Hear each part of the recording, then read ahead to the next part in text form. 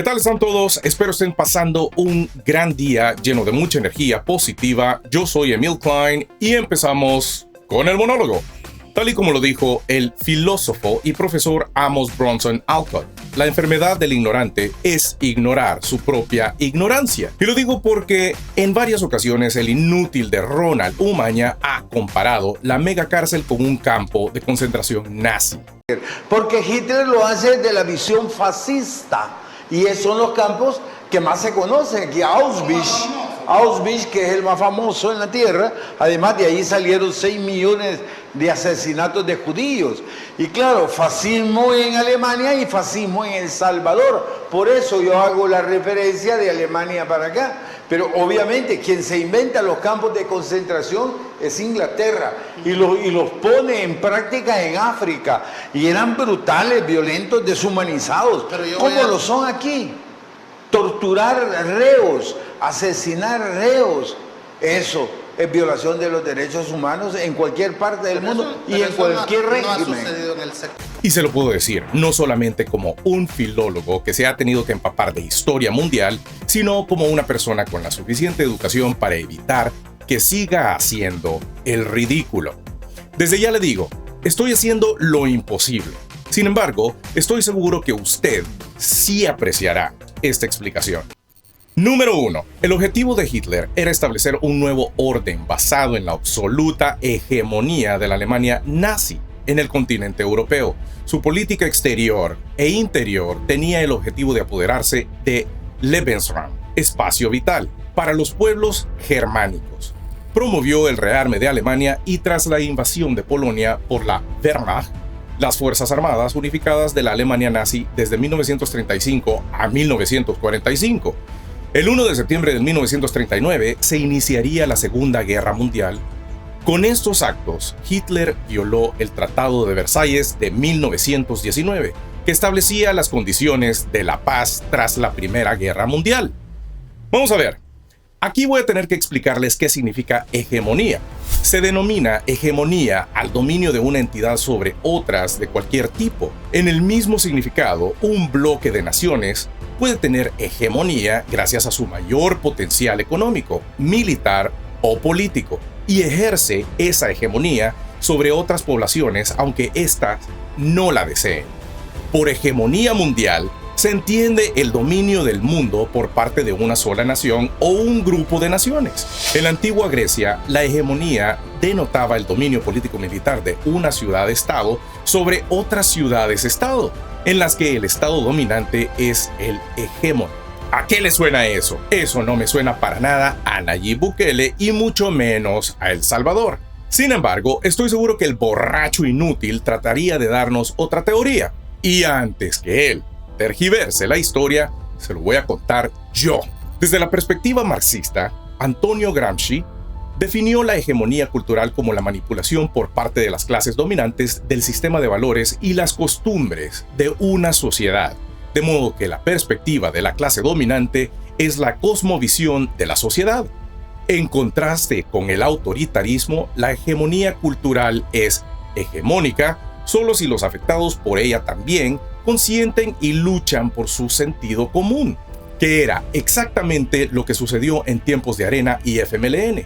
Ambos partidos políticos obligaban a la población a aceptar una realidad que no representaba el bienestar de la población.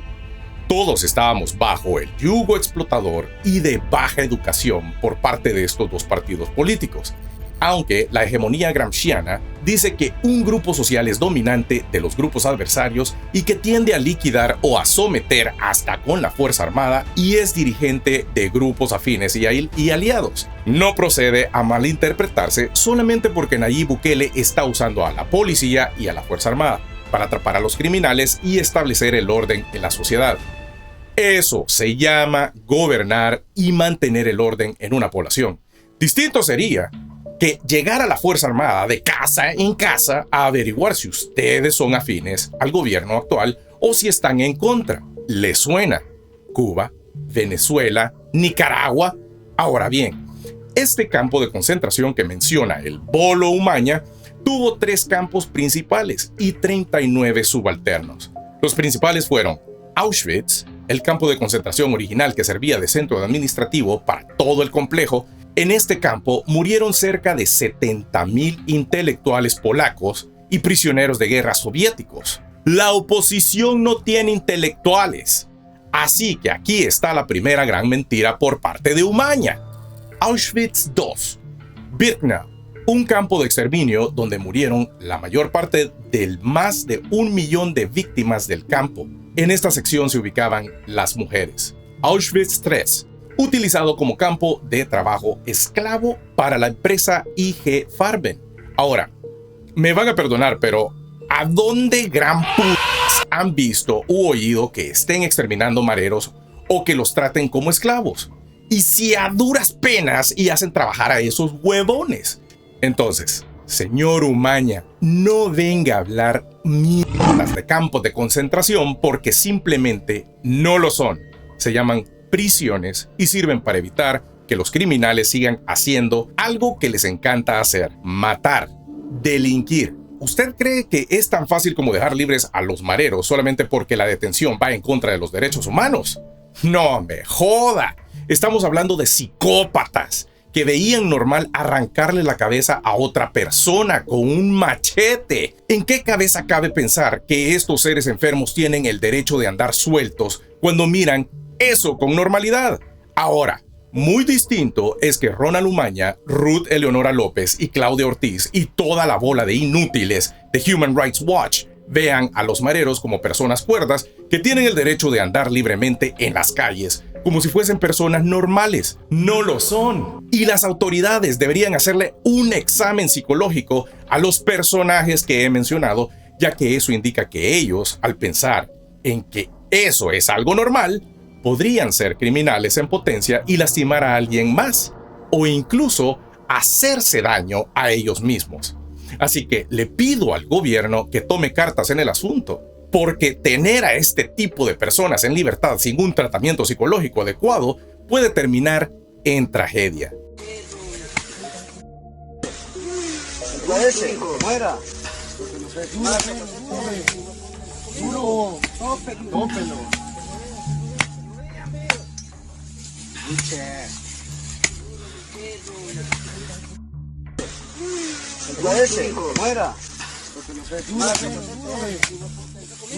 Este video que está viendo y que he tenido que censurar por respeto, y me refiero a quienes fueron asesinados brutalmente.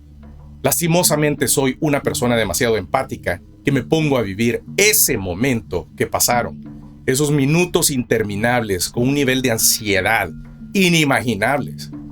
Algo que debieron sentir los judíos al momento de ser ejecutados. Y lastimosamente, le cuento que soy músico y productor musical, lo que me ha agudizado el oído.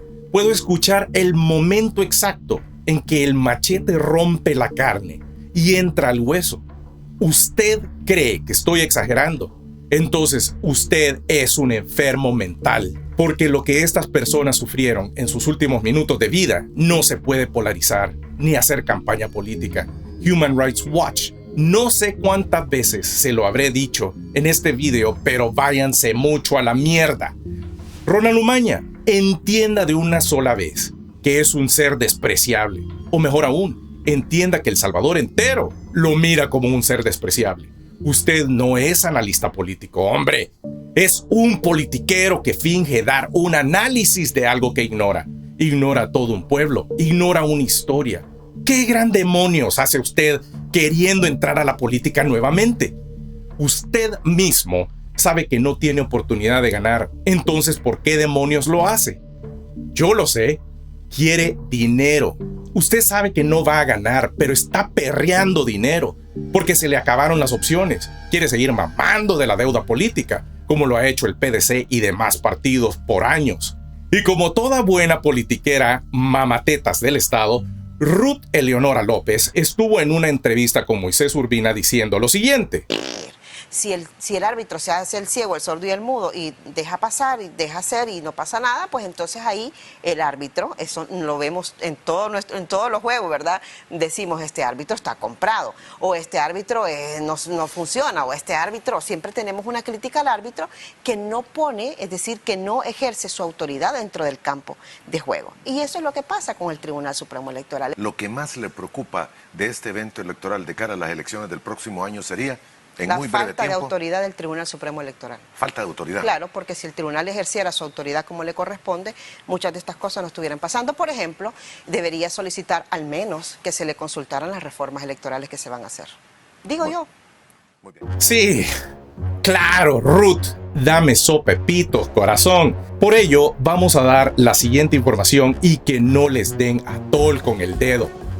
¿Sabías que tu voto tiene un precio y el dinero es entregado a los institutos políticos para financiar sus campañas electorales y logística necesaria para el día de las elecciones? El Tribunal Supremo Electoral, TSE, esperaba que en las elecciones del 2019, 5,4 millones de salvadoreños ejercerían el sufragio. Cada uno de estos votos tenía un costo de $5,27.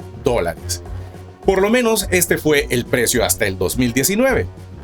¿Cómo se asigna el valor del voto? Según el artículo 52 de la Ley de Partidos Políticos, LPP, el valor del voto se asigna teniendo en cuenta el costo que éste tuvo en las elecciones anteriores y se suma el valor de la inflación acumulada durante el periodo, en este caso 5 años. Para 2014, el voto tenía un precio de $5.11. La inflación acumulada reconocida por el Banco Central de Reserva, BSR, es de 16 centavos de dólar. Así es como se asignó el valor de estas elecciones presidenciales y llegó a $5.27. En caso de segunda vuelta, el valor del voto se reduce a la mitad. En una segunda ronda, el voto valdría $2.64. Los partidos políticos o coaliciones que participen en una segunda elección presidencial tendrán derecho a recibir por cada voto válido obtenido en estas elecciones una cantidad igual al 50% de lo pagado en las primeras elecciones.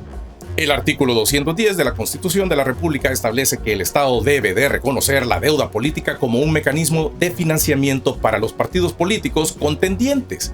Para cada elección, ya sea presidencial, municipal o parlamentaria, el Ministerio de Hacienda entrega a los partidos la deuda política, fondos que sirven para financiar sus campañas proselitistas. Para las elecciones del año 2019, por mandato de la Ley de Partidos Políticos, LPP, Hacienda entregó alrededor de $21 millones a los institutos políticos. Solo Arena y el FMLN recibieron casi $20 millones. Esto por los votos que ambos obtuvieron en la primera y segunda vuelta de las elecciones del 2014. El FMLN recibió $10.544.381.80 y Arena un total de $9.158.742.42 por los votos que logró en los comicios de ese año. ¿Recuerdan cuando el ministro de Hacienda dijo lo siguiente?